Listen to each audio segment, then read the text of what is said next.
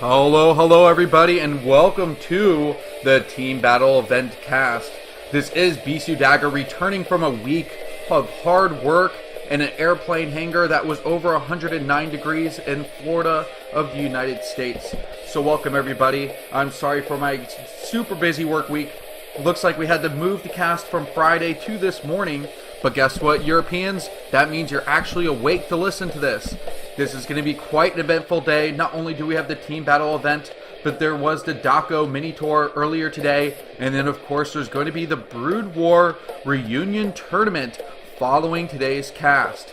But first, we have the most exciting of all the events here, because we have Eon, Zerg, Cryok, and Lockdog making up team number one. This is going to be Zerg, Terran, Protoss players alike on each team. So team number two is going to be Zaraki. And now we actually have a substitution here. Sterling was not able to make this team game, so Sterling is going to be substituted with Troposphere. And then we're going to have our Protoss player, Lancer X, filling up that lineup for team number two. So that's going to be really cool. Everybody, this is going to be the best shout-out possible. We have to give a great shout-out to Forcewater, who was able to bring this event together. So everybody thank him, bringing together this stellar prize pool and these stellar teams. So I'm really excited to see how this is going to go. It looks like it's going to be the Winners League format.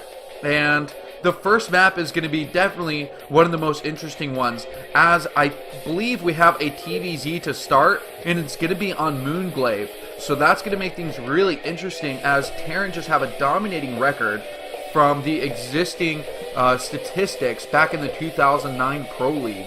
So Moonglaive, definitely an interesting map, something you haven't probably seen in a while. But there is hope for Zerg. So let's go ahead and jump right into this game. I see no reason for us to hold back any longer.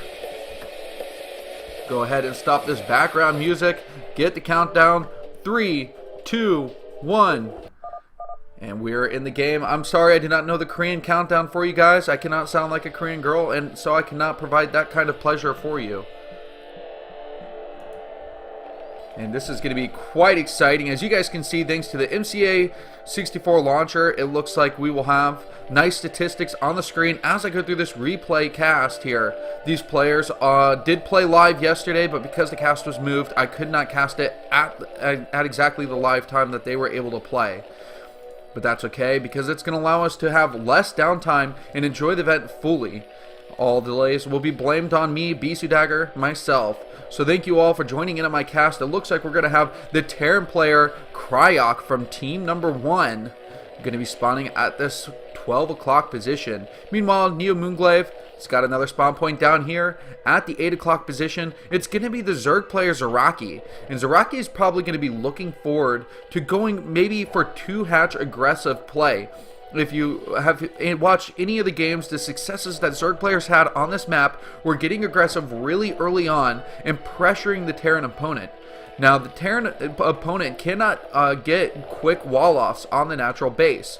Why is this? Because there are 2 entry points to the natural. This is one of those maps where they really, as the map builders, wanted to just kind of test the limits of each race when they go for that double entryway to the natural. It makes it obviously harder to wall off for Protoss players too, and so I think that Protoss players just choose not to play on it since the Forge Expand build is not as viable. And this SCV is already coming out on its way. I wonder if that's going to be going just out for a scout. Meanwhile, it looks like a drone is heading off to the right here. That's got to be a scout too. They got it looks like Zaraki has put down a hatchery at the natural base. There is no spawning pool. So this looks like to be a 12 hatch 12 hatch build here. So let me just hotkey up a little bit here. That'll make things easier for me to transition between these two bases. But I would like to note that there's just a barracks coming up inside of the natural base. That's going to be a pretty solid opening, staying on this one base, not trying to rush the command center, going for the 14cc. But whoa, this is still a very fast command center. There's no refinery here, and that means that it's going to be a bunker expand first. And I think that the bunker expand is going to be tough to hold with, but putting the supply depot here I guess there is a possibility of this wall. It's a really long one, but you see, you can come from the north here, and you can come from the left side here too. So you can't just wall off this smaller wall off location. You have to contain or prevent your opponent from coming in from this wide opening area. So wisely putting the supply depot down here, and I'm sure that there will be a bunker at the front, as these Marines will want to just take shelter in that from any early Zerg attack. Let's go ahead and take a look at Zaraki's base here. He does have some drones mining from the natural. We can still see on the minimap that there is no third hatchery taken here. The extractor coming up on the way, and I wonder if Zaraki will go for speed first. Like I said, the successes of the Zerg player is going for a two-hatch style build and getting really aggressive with these Zerglings. We're already seeing that there are 6 of them. That's kind of the standard number of Zerglings you build early on anyway. You take about 3 larvae and just hatch them directly into Zerglings, and now you have map control. It's crazy how just that small amount of units will allow you the map control. And look, here comes the bunker. But these Zerglings, they have an opportunity to actually get inside of the main base, but Zaraki is actually being super aggressive and wanting to pick off the Marines instead. And this is going to be really bad for Cryok. And that was really cool pickoffs by Zaraki, and now he might be thinking, let's go and invest in more Lings and continue to stay aggressive. The bunker is up, but there's nothing to block this ramp except for SCVs that are just going to have to kind of like cause some traffic on this upward ramp here. But the SCVs do finally pick off that one Zergling. I'm curious behind this, though. What are we going to see? It looks like there's a drone in this larva here that's being produced. It's just drones. Meanwhile, Zerg lair is coming up. So it looks like Zaraki is going to be transitioning out of this Ling play into Muta play with this second extractor so early on. And the thing is, it will put the Zerg behind on bases by going for this 2-hatch play. But there is a significantly less number of Marines, and there's actually an injured Marine in here. But the medics will definitely be up by the time that mutas do come. It's a really good move to put this engineering bay down for Cryok, because he needs to get that +1 attack to be able to deal with the mutas. But he might be behind on his range. Honestly, these mutas, I'm not seeing where the spire is. There is no spire. And what is this? Okay, so Lings are coming out of this. This is really weird. Okay, so now we do see the spire down here. And I don't know if Zaraki is just kind of playing it as, well, my mutas are going to come out and I want to attack with a muta-Ling combination, because that could be very useful here. I see a lot of Zerg players that get overconfident. Even players like By Hero and Killer, sometimes when they're playing ZVT, they don't bring any Lings with their mutas because they want to rely solely on that muta control. But when your control is slightly less than perfect, such as Killer and By Hero, then bringing in Lings to kind of distract the Marines from focusing on the mutas can kill the Marines off very quickly and allow your mutas to keep a really high health as they continue to head towards the base here. So it looks like we have one little straggler coming in here. Meanwhile, on the right, an Overlord coming to the right. Probably just going to scout out that there's nothing going on over there. And so Zaraki trying to maintain his map control and spread out his vision as much as possible, which is a huge advantage of Zerg. You know, you won't often see just a single Marine running around the map to try and pick off Overlords, because most likely Lings should be able to come in there and respond. So this is still a high number of Lings. I don't think Zaraki has shown this number, but behind this, let's look inside of the Terran base. And we're up to 4 barracks so far, so 4 racks production is pretty decent. And the attack upgrade is about to finish, and the range upgrade is on its way too. So that's going to be very important. 5 medics here, so that's actually a pretty decent medic count to start off with. And I think that Cryok's in a good place. But if he pushes out right now, he's going to be completely misread the situation. He needs to send like an SCV out first to see what his attack path would be like. But the mutas come here, and Zaraki is going to be applying a lot of pressure on Cryok right now. And here it comes. The mutas are microwaving their way in here. And it looks like Cryok is going to leave his base and continue to try and push out here. And Zaraki is trying to bait him into his Lings. So this is a tense situation for Cryok right now. He really can't leave this a wide opening. That's going to leave too much space for these Lings to engage here. One Ling does end up getting pulled in here, and it looks like Zaraki is going to go for the huge move here. Did he catch Cryok off guard? It looks like he may have been able to do it. The Muta's not quite doing the damage they needed to. And this is one of the major mistakes as a Zerg player, to focus down these Marines but not be able to kill any of them off because the medic power was healing so fast. Sometimes when the medics are in such high number, you have to kill off the medics first, focus them down, and kill them as quickly as possible. And then these Marines are just out there to die very, very quickly. So that was an incredible hold by Cryok, though. Really nicely focusing down the units that he wanted to. It seems like he did pick off the Lings first, and then go to direct his attention to the Mutalisks.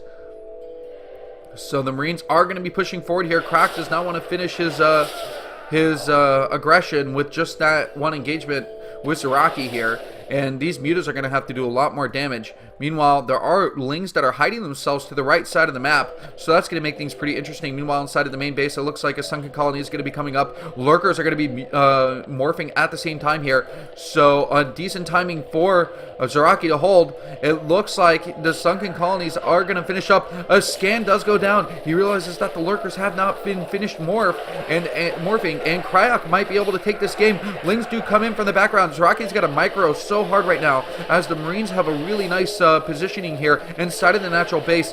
Oh, this is such a hard map for Zerg players. Terran's pushing forward here, and it looks like team number one did a great job of sending out a Terran player first on this map. Poor Zaraki, unfortunately, wasn't able to take this game, even though he had a really nice strategy. Cryok just played a little bit better in that engagement in the middle. So that's going to be GG, and the score goes to team number one, as they will take a lead in this best of 5. Alright, hold on one second as I get everything set up for the next game.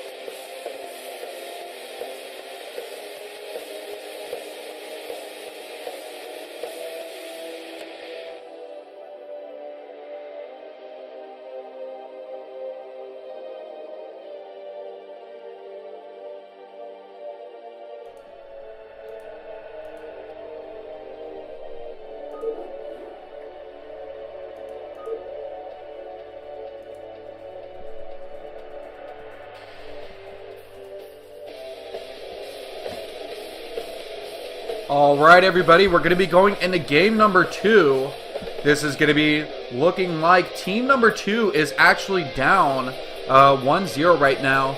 Team 1 on the left side of the screen is going to be Eon Zerg, Cryok, and Lockdog. Versus team 2, we have Zaraki, Troposphere, and Lancer X. With Zaraki taken out, it means that there's only a Terran and a Protoss player left. Who's going to come out next? That's going to be the exciting part as we go on to destination. And let me just look for a quick fix here.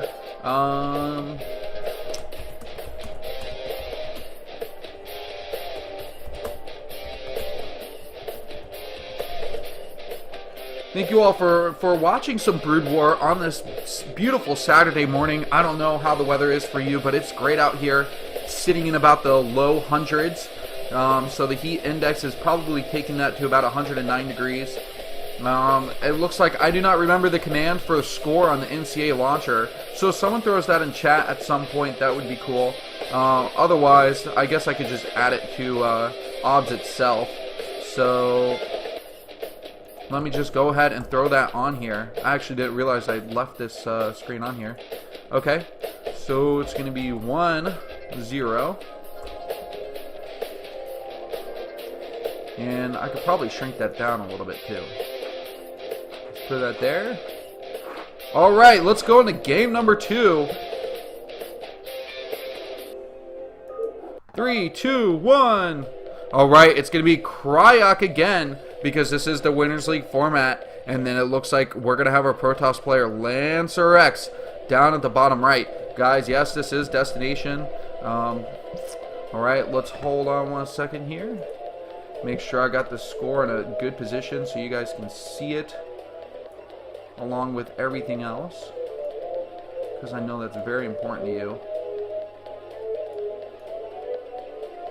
Alright, that's the least intrusive that I can think of.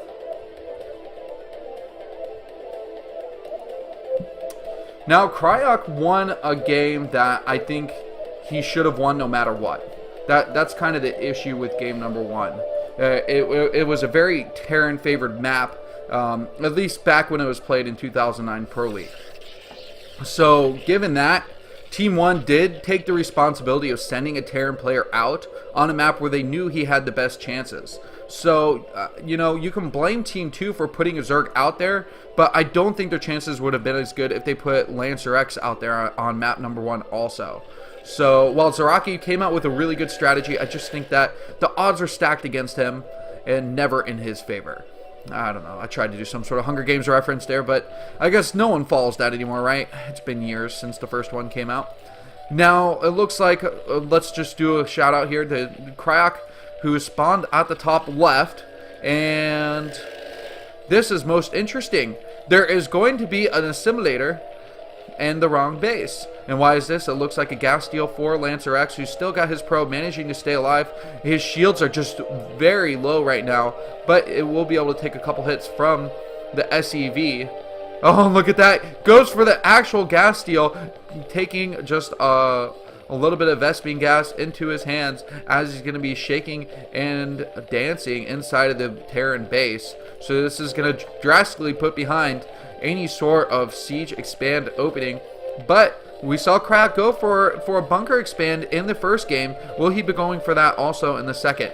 Meanwhile, Lancer X, he's doing a lot inside of Crack's base, but let's look at what the Protoss player is doing inside of his own. So, no Cybernetics core yet. A second pylon on its way. What are we going to see, guys? What the heck is going on here? A Zealot really early on? No gas? No Cybernetics core. So, I think we might be seeing a really aggressive 2-gate build or a fast Nexus. That's definitely a possibility here. Is this exactly what we're going to see? We're looking at the supply for Lancer X is at 18 supply now. He's camping with his probe, looking at the natural base. A Zealot is out at the same time. He's got the 400 minerals, and he drops the Nexus. So this is a really fast 1-gate Nexus expand. What is the Protoss player, Lancer X, thinking? Does he believe he is a Terran player by going for some sort of expand like this? Only Terran players can take their initial production facility and then expand. So this probe is still alive. This is deemed a Bisu probe as it just continues to take damage from these Marines but still survive. And it looks like it's going to get out of here safely. So just definitely a hero of the day. Oh, and look, he's going to bring the probe back to kind of help soak up damage or get an additional attack in too. If I was Lancer X, or if I was Cryok, I would just focus on that probe right away, because I would be absolutely furious that that probe is still alive. And after poking in here, Lancer X is playing really smart and realizing that he probably won't get a lot done with his Zealot. So he's going to pull it back. Meanwhile, let's look inside of the main base here. And a second gateway does go down. Behind the assimilator is a Cybernetics core. So the base is looking a little bit more natural now. But that doesn't mean anything, because Cryok has actually sent out his scouting SEV and managed to realize that there is a fast Nexus here. And so there's a huge timing attack. What the hell? The SCVs are getting pulled. There's a train of Marines and SCVs, and it looks like Cryok's going to be going all in on this push.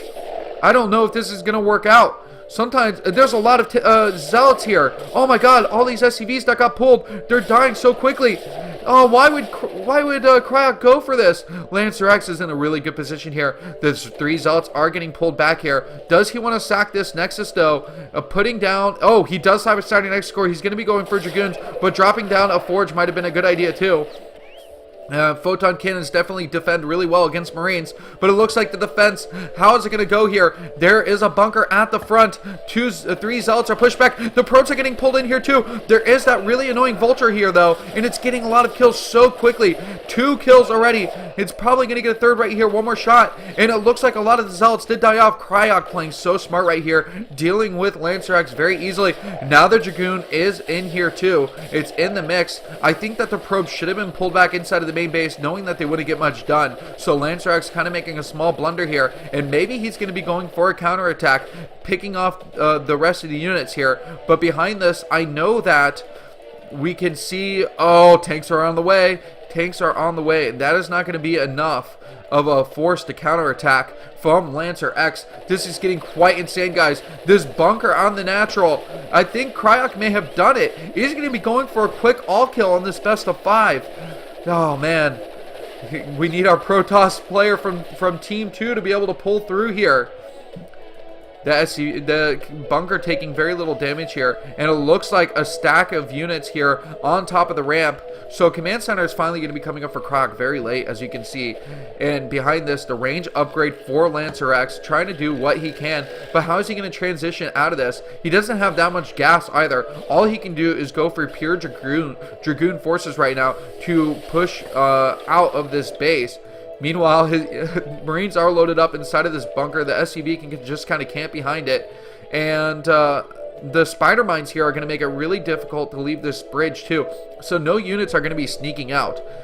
And here comes a push out, probably just to the double bridge here. I'd be surprised if the units move any further. Just trying to push back the rest of the forces that Lancer X has out on the map here. But nope, Crack's going to go into the push mode. Not dropping a spider mine on this second bridge means that units could scrape their way across, but still not a threat that Cryok has to worry about here. The Dragoon count still is really low compared to what the forces are of Cryok, who's going to have siege mode. And once siege takes get in here, this contain is going to be ridiculous. Now there's two spider mines over here to the left too, from that reinforcing vulture, and the Dragoons, they're focusing on the bunker now. There's not going to be enough SCVs to hold that bunker for sure. The vulture is just kind of in a place where it will die very quickly here too. Oh, but the Dragoons do get pushed back. That siege tank in the back was doing so much damage here. Actually, two Dragoons end up dying off. Oh, huge kill off those. Triple kill on the Marines. Oh, one of the Dragoons just kind of tanking its way in. And it looks like Lancer X trying to push his way out. Oh my god! All the Dragoons died at once. The tank fire is just way too strong here. And now going into regular tank mode, he's going to be moving back, sieging up again. Oh, but the Zealot does come back to be the savior at the ramp here. An SCV trying to repair the DPS of that Zealot, but the Zealot and Dragoon do end up clearing off everything, and Lancer X is still in this game. Guys, we're only 8 minutes and 18 seconds into this game, and this is absolutely phenomenal. Both harasses on either side. This is insane. There's not a lot of mining inside the natural base, but what we can see is that there's a lot of SCVs that have transferred over. What's the probe count here? It's really low. You can see that Lancer X is just feeling a lot of pressure here, and so he's over queuing up his workers and not even getting them on the mineral line as quickly as possible here. So that's just something where you know, you're trying to get back in the game, so you just queue up a bunch of things and you're like, please just build them quicker because I've got more more probes at my nexus. So these Dragoons are pushing forward, trying to apply some pressure here, and the spider mine, oh, the spider mine would have been super deadly if it did hit that Dragoon. Lancer X just wisely pulling back just in time. There is a tank right here. It will kill off anything that tries to push in here. And is he even going to get this barracks into the red? Just barely out of range here. Meanwhile, an engineering bay coming down to the left, probably going to be just a nice scouting building. And this is going to be a Reaver play. The Reaver couldn't come out any slower. Its production is almost as slow as its walking. And so the natural's done. I mean, that's important. At least Lancer X does have that natural, and he does have the Reaver tech. So if he's able to go for that Reaver aggression and pick off a bunch of SCVs, then this is going to bode really well for him. So another tank is going to be coming in. So 3 tanks at this natural base. There's nothing that's going to be able to get through here right now. And look at that, the upgrades on its way. +1 attack. It's going to be very important here. And so 0-0 right now, sitting on this mech army. And, you know, that's okay. We're only 10 minutes in, and both these players are just getting their naturals towards, like, middle tier mining. Not even full mining yet. It's definitely a lot more SCVs, though, for Cryoc at this time. So we're looking inside of the base, and this is going to be 6 factories. And when you put up 6 factories off of 2 bases, you're thinking, wow, this is going to be a really heavy push. Will he even try and go for a 3rd? So that's what I'm expecting for Cryoc, to try and just win this game off these 2 bases and not wait any longer. More tanks and vultures are going to be coming out. Just massive amounts of production. And look at this. Cryoc knows kind of what strategies Protoss can go for to try and get back in this game, and it's going to be the air harassment. But still, a Reaver Scarab does get inside and it does not pick off the SCVs. Still, the turret does go down. He should be able to drop the Reaver inside of the mineral line now, and this is going to be really good for Lancer X. He almost ran in the range of that turret, though. Does not want to take any more hits on his shuttle. That's going to make things really intense here. So he does have the 2 Zealots and the Reaver inside, and still full health on the shuttle. Just shields are damaged. Oh my god, that Reaver almost died to the Spider Mine here. A defense with Vultures versus Reaver. Just a phenomenal play by Cryoc to get his SCVs out of the way and hold off that aggression. But it looks like Lancer X is going to be repositioning to the front. Maybe he'll be able to get his shuttle inside of the natural base. Let's look at the turret situation. No Goliaths here. There is 1 turret sitting on the left side of that command center, and an additional turret will be coming up very shortly here. Worth the investment to lose your SCVs. So Cryoc playing very well so far. He's won game number 1 against Lancer X. Or not against Lancer X, against Zaraki, and now is he going to be able to take a 2-0 lead for his team? Will Team 1 even get to field any other players here? Lancer X needs to really fight his way back here. A 3rd Nexus, though, this is going to be good for him. He does have that additional gas here, but here comes the 6-fact push. This is going to be really scary. Goliaths are mixed in here, too, to deal with the air attack. Oh, the Reaver does end up going down. The shuttle wasn't in range to pick it up and keep it alive. This is a lot of tanks on top of that bridge trying to cover all his bases while he pushes across the middle of the map. It seems like he's gone across the river now, and things are going to be going really well for Cryoc, as only Dragoons are going to have to pull back. What is the situation here? So the Citadel of Dune is up. That means that Zealots could come out with their speed upgrade, but still not enough Zealots to deal with this tank army. You need to have them crash so hard. And because of this bridge, there's a really nice line of the tanks going from the back to the front here. This nice diagonal is going to make it really hard for Zealots to get to this back line and kill off Cryoc's army. And I almost question his move out here, but Cryoc wants to maintain aggressiveness. He does have a new set of Vultures here to drop down Spider Mines, and he's going to put himself more in the open field where Zealots might be able to come around from the back and do flanking. But still making beautiful lines here. Here come the Zealot bombs. The Goliath trying to focus down the shuttle, but it doesn't happen. The Zealots are pushing in here, doing still more damage. The Dragoons might be able to pick off the rest of the tanks. So much splash damage is going down. He's got to get within melee range here. And how did Lancer X do it? He is just the god of Protoss here, as he's able to take that army on. But still, the production is really good here. Like I said, off these 6 factories, it looks like now the armor upgrade is going to be on its way. Still no 3rd command center, and the economy for Lancer X is going to start to pick up and even out this game. He might be able to take this into the late game. Well, Cryoc still trying to maintain his aggressiveness with just a few Vultures and a single siege tank. It's not going to be enough. The thing to do is right now is just lay out Spider Mines as much as possible and slow down the Dragoons that are trying to push towards the middle of the map.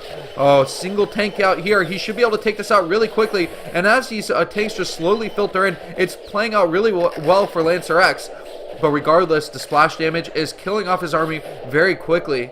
I don't know if that's going to be enough Dragoons. There's not enough Zealots coming in here either. Only 7 gateways. So it's almost matched production facilities between the 2 opponents. And Cryoc with his very strong siege army. And no upgrades for the Protoss player except for maybe the range and the speed. It's going to be really hard to push out here. Still, incredible play. It looks like these Dragoons are still pushing everything back. The Spider-Mine line right here is going to make it really hard to engage on these tanks. It's slowing down Lancer X very much. And these Vultures here just come right in time. And now he's pushed back against this bridge. If Lancer X is pushed behind this bridge into his natural base, I don't think that he can win this game, just because the positioning that Cryok will have will be too strong. Even if he does have the proper units, he has to maintain this hold in the middle of the map. Oh, look at that. The shuttle coming down really quickly. These two missile turrets doing a great job of sitting in the back and only focusing down, only having to target the shuttle. I think what Cryok was having trouble with is the Goliath was attacking the ground army and trying to attack the shuttle at the same time, and it wasn't focus firing down the shuttle when he needed to. So it looks like a decent amount of units over here to the left. +1 is slowly going to finish. And another Citadel Dune? What is going on here? Oh, he does cancel it. It does disappear. But for a second there, he scared me because he built another Citadel. Maybe he wanted to put down the Templar Archives and just got ahead of himself there on which building he needed to hotkey up. So now the Vultures are going in here using the Ursidon as an omen as he pushes forward here to pick off a bunch of these Dragoons. This high speed and accelerated ground attack from Cryok here, not even bothering to go into siege mode. It looks like the army here is trying to get the high ground, but it's not going to be enough with these Dragoons. Still, there's a massive hold here. The Zealots still speed hasn't finished up. But these Zealots are way too slow here, not able to get inside of that tank line, and I think that this is going to be it. Lancer X has no army. He's got maybe a few Dragoons inside of his natural base, but that's going to be it. Economy is not going to be enough. He needs way more production. The army count is really low. Still, he's got 115 supply to just 126 of Cryok. Meanwhile, command center, third command center here at the top left, and no harassment is going down. It might be up to High Templars or Dark Templars to carve his way back into this game. If anything, there's no more mining here at the third base. He had to pull all his probes here, and it looks like Cryok should be able to take this pretty easily at the third. So now Lancer X only has to defend his natural, but that's going to be too big of a task indeed. I'm not sure he's going to be able to push out at this time. Let's see if I still don't know if he's gotten that upgrade. Maybe the leg enhancements upgrade has finished now. The +1 did finish up, so that is going to help him, but the +1 is so late, and it's going to be mitigated by that +1 armor anyway. So Lancer X really just needs to find some new avenue. His Reaver harassment has been completely dead since the beginning when it was deterred inside the main base by Cryok. And if this is a quick 2-0, then it's going to be a TVT that we're going to see in the next game, which would be which I don't know how good Cryok is at TVT, but I just feel like with the way he's playing, it should favor him too. This might be a 3-0. This team is stacked because of just how well Cryok is playing, but still with Eon Zerg and Lockdog available to play for team number 1, this might be insurmountable for team number 2, unfortunately, here with this Winners League style format. A push up here with these Dragoons. Amazing that he's had so many forces here that he was able to bring up. He's got the Templar Archives just finishing up here, but I don't think DTs are going to be able to do anything. It's going to take way too long for him to get Storm here. Just the DTs, sometimes a good Protoss player will use them to run in the same way that Zealots will, but to drag all the mines in, because they'll get really close to the tanks before they'll take any aggression here. So his Dragoons are pushed back up into the main base now. He's going to end up losing his natural nexus. And still his third here down at the bottom left. It no longer is taking damage. So whatever gift that Cryok is trying to give him here by not leaving any siege tanks to attack, I guess these Dragoons were able to muster their way out here, and they're going to be going in for a flanking attack. Still without Zealots, I see no way that Lancer X could get into the range of these tanks and take them out. They're going to die so quickly here, as he's only got 3 remaining.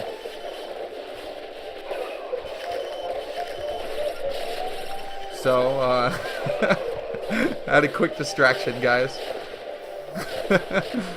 Although you may have seen on the camera, I don't know if you saw that. So,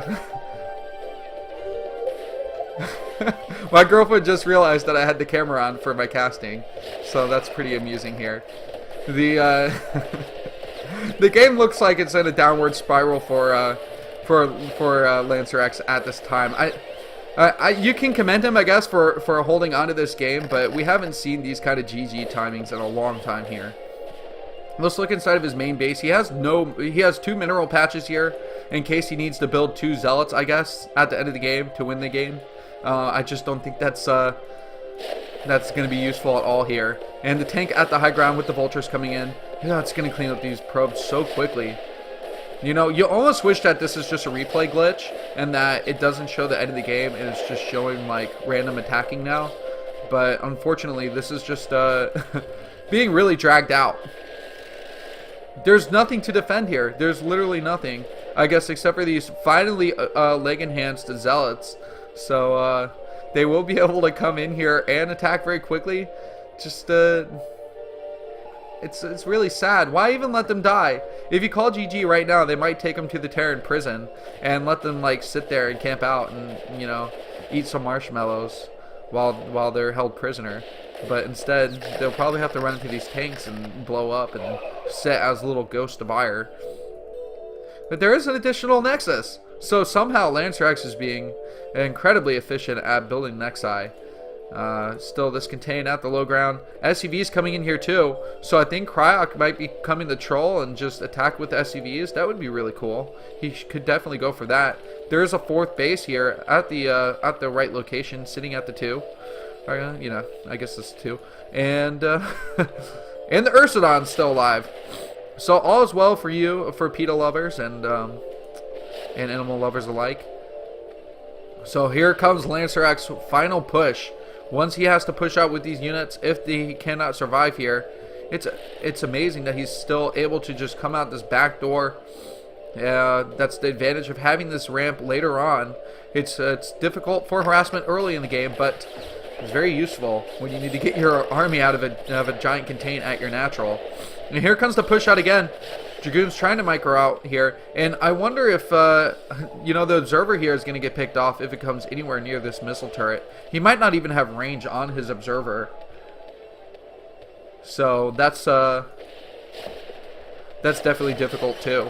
So here comes the final engagement. The Zealots trying to drag as many mines as they can into the tanks here, just kind of moving at this point, not even trying to bother focusing down the mines here.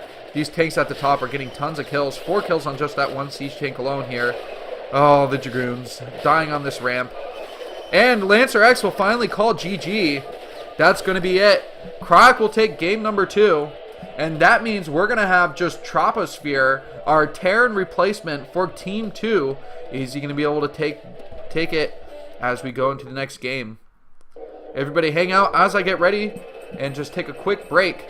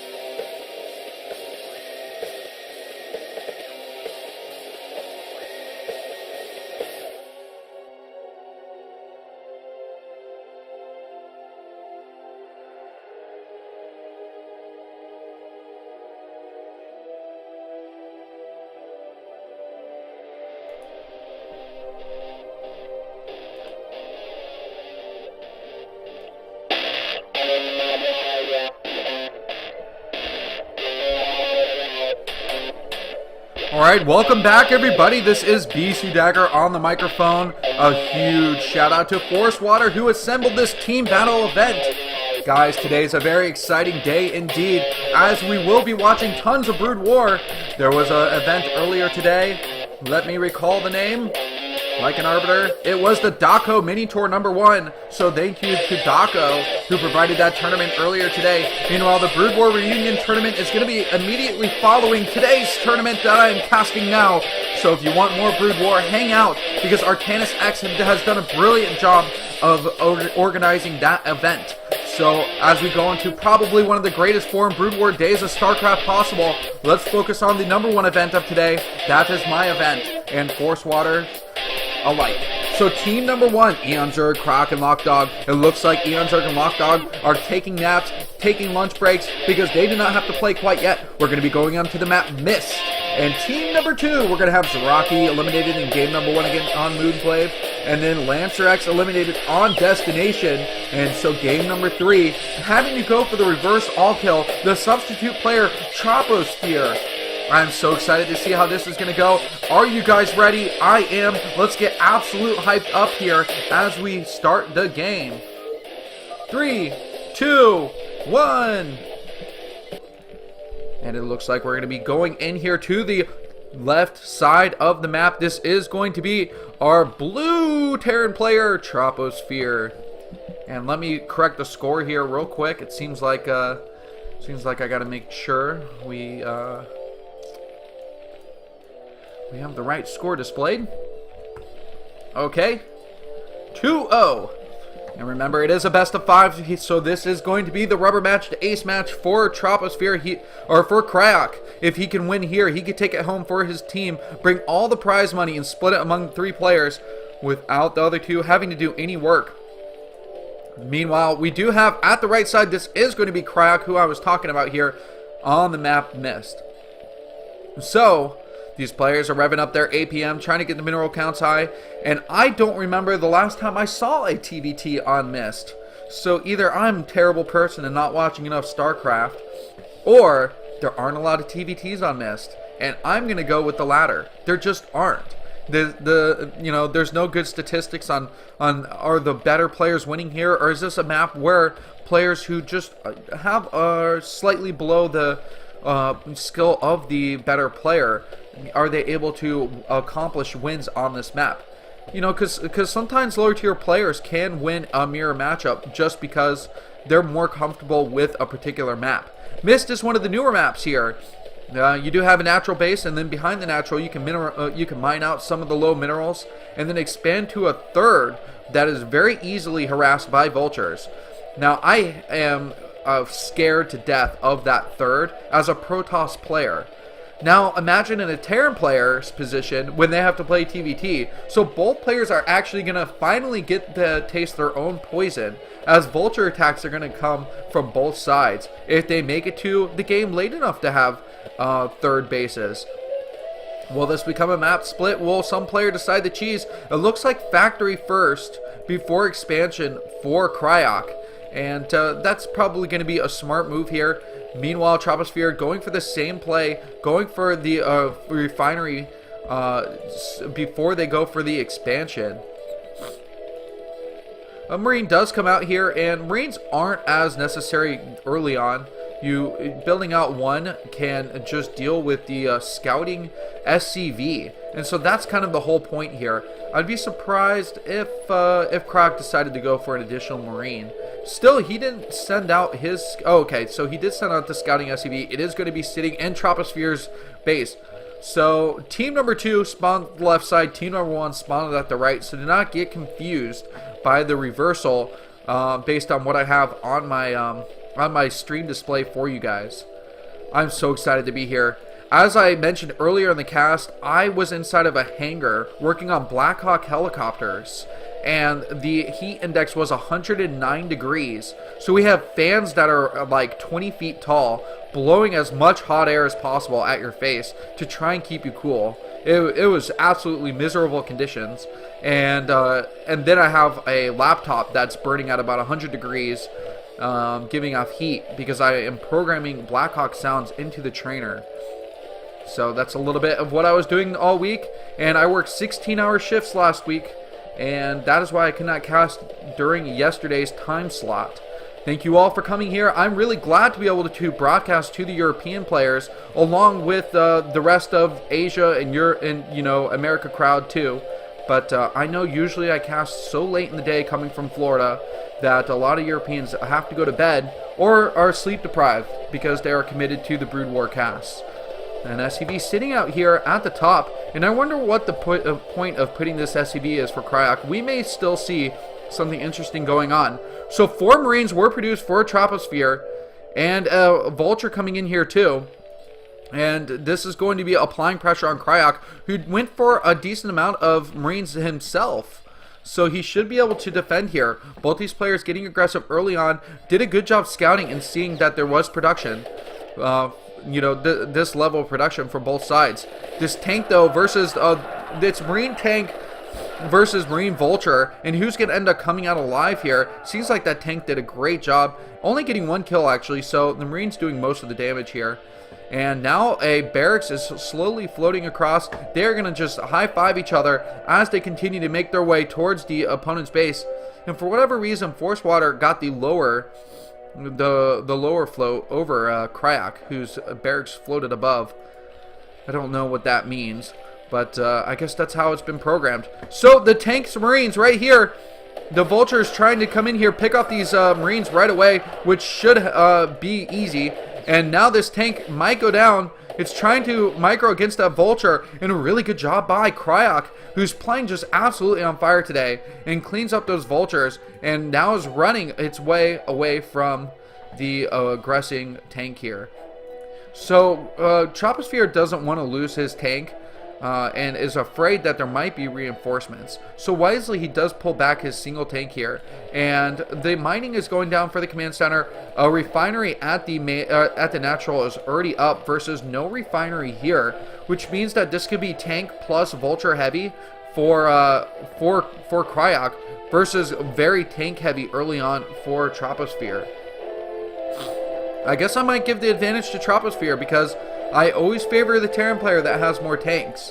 That's just the thing I go with. I favor the player that has more tanks until the player has more Wraiths, because Wraith play is absolutely insane in TBT. It's really picked up a lot in the past couple years. People love going for Wraiths in the professional scene. Oh, and here comes the tanks here. 2 of them picking off the tanks that Troposphere had. And now these SCVs are trying to kill off the tanks. So much mining time is lost. Yeah, he should pull his SCVs back right now. Oh, man. And is he going to split these SCVs well up among here? Looks like maybe some decent splitting here. Or maybe they just spread out themselves naturally very well. And look at that. SCVs coming in here to repair this one tank. Siege mode is already done. But this one's sieged up first. Will be able to take out the tank, the repair of these SCVs, and Troposphere's in a lot of trouble here. He's losing so many tanks so quickly, but that was a really quick kill off with those SCVs. Now they're hugging on top of this tank. Is he going to be able to kill it off? The repair is doing a really good job right now. This tank, though, it's not really in range of anything. Oh, man. It took a lot to kill off this tank. That is just crazy. Finally, the SCVs do kill it off, but there's not a lot of mining here. 2 idle SCVs. Meanwhile, it looks like the refinery is up for Cryok, and he's put himself in a pretty decent position here with his aggression. So let's go to the factory count. He's going to be getting up to 4. He's still producing tanks and Vultures. Now, he does have the machine shop add-ons, and he's pretty maxed out on the amount of add-ons you need on 2 bases. He can just build factories for Vultures at this point to kind of dump your minerals into. The armory is already up here too, and he's going for the academy, but that's going to be for scans, because scans are pretty important in the TBT game. These tanks out here with no support, no Vultures laying out mines, and Vultures may have been very useful early on, which is where I think when Troposphere had his Vultures out and then he lost them, he should have gone for the Spider Mine tech, because the tanks would have been able to push in unless there was really good micro by Cryok to pick them off. But still, there's a Vulture here, and the Vulture doesn't have the Spider Mine upgrade for Cryok either. So it looks like that may have just finished, and Speed for Vulture is about to finish too. So he should be able to lay out these spider mines now that the upgrade has finished up. If you're wondering if the upgrade has been finished, you can just look right here. The spider mines won't even show up. This little portrait will not be here before the upgrade is finished. Oh, and we hear unsieging of tanks and resieging. So it looks like the line is going to be full right here. Meanwhile, vultures are coming in here and they're going to die off very quickly. And it looks like the spider mines have been spread out. That's going to be a nice little contain there until Troposphere has additional units. Probably vultures plus scans are the best way to kind of clear out the map. Since they're a hovering unit, they will not aggro the spider mine attack. So the tanks here have a really nice line, but this barracks is putting himself in a nice position, and Crack will be able to push forward and attack with these siege tanks if he'd like. The siege tank count, though, is much higher at this point. The engineering bay is being built up, and behind this, a starport.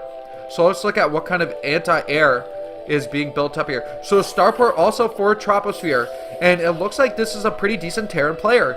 He may have lost to maybe the warm hands of Crack, who's been playing exceptional in this best of 3 so far.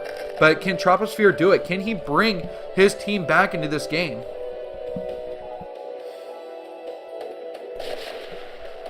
Look at that beautiful vulture line here. And the tanks are going to move in. They're going to push forward.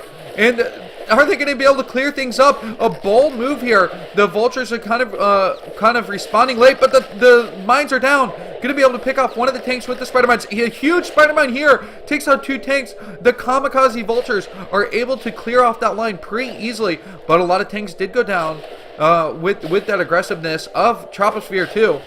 So he is able to possibly push back Crack. Oh, a nice spider mine there. And then the vulture does get the one-hitter quitter. Takes out the tank. And so it looks like tank vulture remaining. And this is good. This is really good for Troposphere. He's going to be able to take this towards the mid-game. We're looking at about 10 minutes into the game right now. Both players, 73 supply for Troposphere. So he's slightly behind the production of Crack right now, who does have 80 supply. Still the spider mine contained right here, so tanks can't move out from the north. Nothing coming from that armory right now, so there is no upgrade research going on. 0-0 for Troposphere, who does have what it's going to be dropship play instead of wraiths.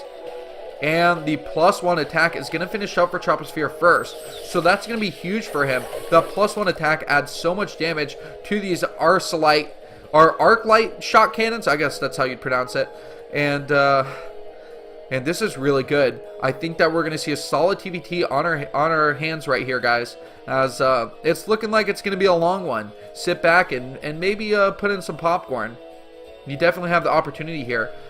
Crack is getting these vultures up towards the left side. He wants to make sure he maintains that vision and blocks any of the outside pathways. Right now, the only direction that Troposphere can push in is down the middle of the map. As you can see with my my pointer here through the mini-map.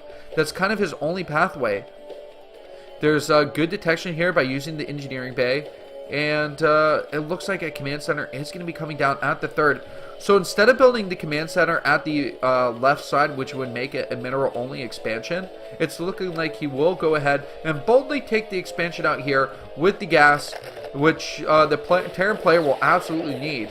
Oh, so Crack is aware that there is a building right here. He knows that the expansion is going to be on its way. Meanwhile, he does have his expansion already finished over here. So very cool. But a scan goes down for Troposphere. He wants to see if they're both on even footing. So I know that the dropship, okay, it just finished up here. And that's what we want to do, is follow where this dropship is going to go. And is it going to go for harassment? Or will he be able to, will he just be using it for aggression in the tank versus tank battles in the middle of the map here? Still, it's just spider mines that are defending for Crack. Just spider mines down here. But it looks like Crack has so much because of that. And whoa! A huge move out here with these tanks. Going to be forcing the liftoff. And Crack's going to be down one base. But he's going to counterattack. He's got all these units up here. So maybe he wants to siege on the bridge here first. No, he's going to go for the push-in. He's just going to A-move his tanks. He needs to pick off this these siege tanks on the ramp very quickly here. They're going to get a lot of damage done. But there's nothing here to defend quite yet. The engineering bay is going to go down just to this missile turret. It needs to get pulled back by Cryok. He's going to end up losing it. Oh, it's definitely in the red. There's no way the SUVs will be able to come here to repair. And early liftoff from the command center. Meanwhile, they're still old here. The command center cannot lift. These two tanks are going to sit there as long as possible. And it looks like the command center is floating its way back. There's nothing that can kill it off. There's no air to fire at the command center, so that will be okay. Still, like I said, this engineering bay... Oh, I guess it didn't hit the red. So it's not burning down like I thought it would. And there's the faithful Kakaroo. Still, we're looking at 105 supply to 109 supply. So this game is so close right now. Not many units, though, out on the map. It seems like both economies are getting pretty low. The mineral lines are about to mine out for Cryok and for Troposphere. And now a +2. This has to be the +2 upgrade. So let's go find a tank here. Yeah, they have +1 here. So look at that, 5 additional damage. And double dropship play going on. Meanwhile, the +1 is done for Cryok. But with that additional upgrade, the tanks are going to be still even more fierce for Troposphere, who's managed to maintain the upgrade advantage. So here come two sea dropships. 4 now, all together, should be able to clear this out very easily. And Troposphere is gonna die very... Oh, wow! That was horrendous! The siege tanks, they just died to the spider mines! What a blunder by Cryok right there. Troposphere has got to be pretty excited about that turn of events. He may have lost his tanks, but it looks like he decided to smartly mine on the mineral side of things. And is actually going to sit there. And that might keep him safer for a while. Opting to go without this gas means that his tank count just can't grow exponentially like you would when you have a normal third base with a gas. But he has all these factories that he can build vultures out of, which he's going to need to. His mineral count is 1,500, and he doesn't have that many factories. At this point in the game, we're at 15 minutes. He only has 6 factories. He should drop down 2 more so he can produce vultures a lot quicker. I think 8 factories is more optimal here. Still, we're looking at 6 factories here for Cryok too. So I could make the same complaint. Both of these guys have tons of minerals right now. And the naturals are going to be mining out quickly too. If these players can harass the thirds effectively, we could have a game where it's going to be a low economy. They won't. It might end up coming down to just army versus army at some point, where you can't produce any more units because they're going to be starved out. So these thirds are like the most important thing on the map for the Terran players at this time. They absolutely have to hold it. Meanwhile, these barracks are just at a standoff here, not refusing to attack each other. Because I guess the Marines can't stick their little gauze rifles outside the windows of a barracks to attack. That might be a little bit OP here. So now it looks like what's inside of these guys right here. We got a tank in here. We got tanks in here. We got tanks in this one. So 6 tanks are coming in here. 2 Goliaths and 2 tanks. Here comes the harassment though. It's going to be really slow for Troposphere to respond. These Goliaths, what are they going to focus on? Are they going to try and take out any of the dropships? Or just die immediately? And it looks like they'll just die off. Oh, and that is just a quick response though for Troposphere to pick up his command center. Oh no, the SCVs are going into the mine! Pull them back! Troposphere! No! Oh, but why did he do that? Why would he lose so many SCVs here? Oh, I think that was a really poor move. Now the counter for food supply is 110 to 138. Wow. And now the vultures are moving in here too, probably going to be able to pick off the rest of the SCVs inside of this. Yeah, you don't see any SCVs. And in fact, now they are going to get cleaned up, but still, that was painful to watch, guys. As Terran players alike are just, you know, they're crying out. Their hearts are sad for what just happened here. Oh, and look at that. Troposphere being very aware that there is going to be additional base trying to be produced or trying to be constructed, was able to respond very quickly and deny the fourth from coming up. But this is a very heavily defended third base. There is a fourth here, though. Okay, so I'm wrong. He does have the fourth at this mineral-only location. And these vultures doing a great job so far. They might even want to just focus on SCVs. Maintain your mission here. But it looks like, oh, well, look at that. 8 health left. Managed to get a kill off and keep itself alive.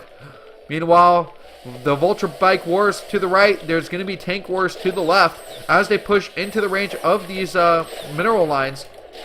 And all these SCVs mining from the refinery right now, just trying to keep themselves safely away, as Troposphere has to deal with a lot of this pressure. 127 supply to 146.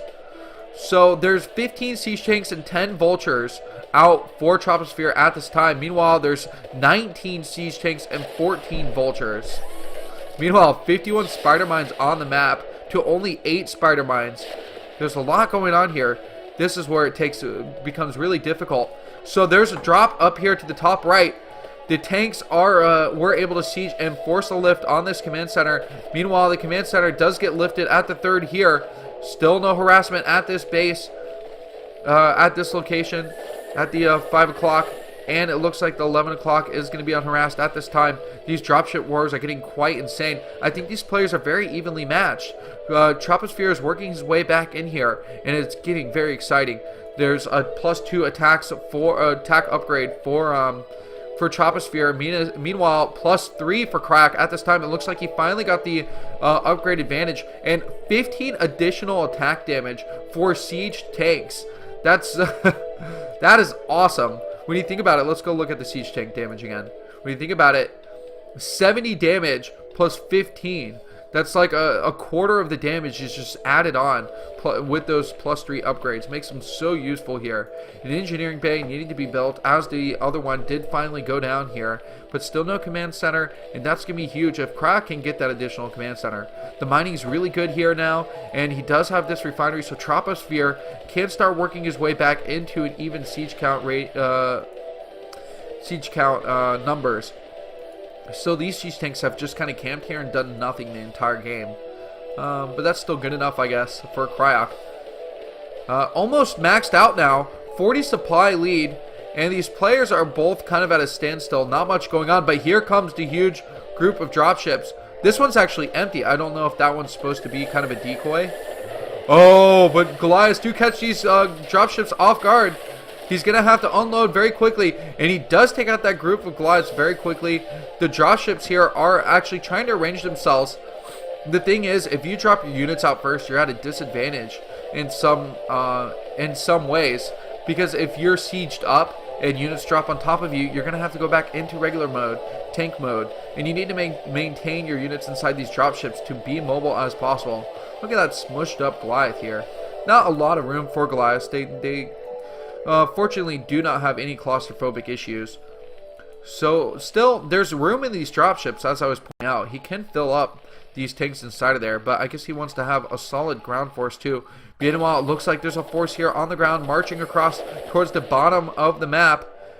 I think that a lot of Troposphere's army is going to be out of position. Oh, he's going to be going for clearing out these turrets and possibly an additional base. So this is a lot of forces on the ground. The vultures are going to come in from the front first, aggro up a lot of damage here. And while the tanks are distracted, there's going to be a huge drop here. The SCVs are going to be locked in completely. They can't get out. There's just an iron curtain here. As the SCVs try and push out, they're going to only be able to go for the attack. They're going to get cleared up very quickly here. And here comes the dropship play. Are these units going to die really quickly? Can Troposphere get his way back into the game? 108 supply to 140. It looks like 16 siege tanks are left for Troposphere. How many siege tanks does the Terran player have? 24. So still a huge army advantage. The SCV count is still a lot higher here and almost remaxed already. Still, where are all the additional factories for Crack? There's no way he's just sitting on 6 factories this entire game. I feel like we gotta be missing some, but that looks like it. both these players are really low on the factory count side of things. The science facility is finished up too, so getting science vessels out could be pretty useful. I guess when you're on that low of an economy. And oh my goodness, my battery apparently is running low on this computer. I hope my stream does not die.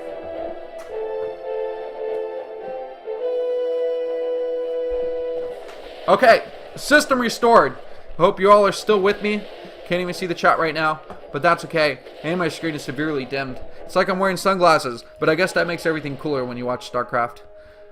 So, the tanks are pushing over to the right here. Meanwhile, I missed a lot of action. The command centers got cleaned up by these tanks. Why? The one time that I had to move away from my computer, did everything start to happen. So all the tanks are pushing out here. Looks like the command center is going to fall. And there's an invasion from the south on Troposphere's base. Meanwhile, an invasion from the north by Troposphere himself into Cryok's base. He's pushing over to the production facilities. He needs to drop on top of the Goliath. It looks like it might be able to pick off a dropship, but it does not.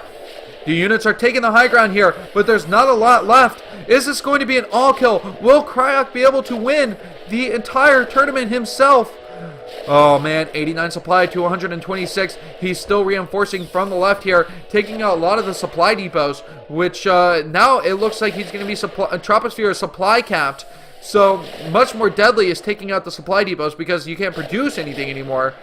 Instead of taking out the production facilities, which are much higher in health.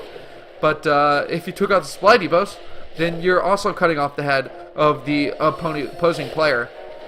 So these two siege tanks are just trying to hold in here. There's 9 siege tanks to 25. And so I don't know how Troposphere is going to be able to get back in this game. 136 supply. And GG, that's going to be the end of the game. And it looks like team number 1, Eon Zerg, Cryok, and Lockdog, are going to take down team number 2, Zaraki, Troposphere, and Lancer X. So just curiously, we have in our load replay pack additional replays here. I'm going to click on the 4th one and see what happens. Okay, so it does look like some random games that don't mean anything. So it looks like our casting is going to be pretty short today. Unfortunately for you guys, I'm sorry that you're going to have an hour of downtime before the Brood War Reunion tournament. But let's give a huge shout out everybody in the chat. Thank Forcewater, he is in the chat himself. So thank you for this team battle event and organizing it. I would love to cast more of these.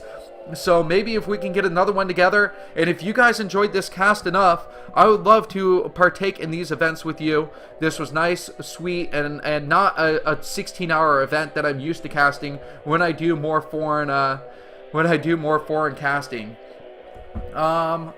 Here's what I can do while you guys are all here. I can cast something else. I know we have an hour of downtime. I've got nothing else to do. It's 10 a.m. And literally, I'm just hanging out. So, I don't know. If you guys want more casting, I'll cast anything. Just give me a second to get it together. So, besides that, let's give a shout out one more time to the players that were participating here. This is Eon Zerg, Cryok, and Lockdog on team number 1, and team number 2 is Zaraki, Troposphere, and Lancer X. Thank you for playing such amazing games. I'm sorry that one team just lost so quickly, but you guys played beautifully. It was an enjoyment, and I can't wait for next time to see you guys out there on the battlefield. Okay, once again, thank you, Forcewater. And so someone wants to watch more cat. Who are these two players on the screen here? Okay, it looks like Infected would like me to cast one of his games.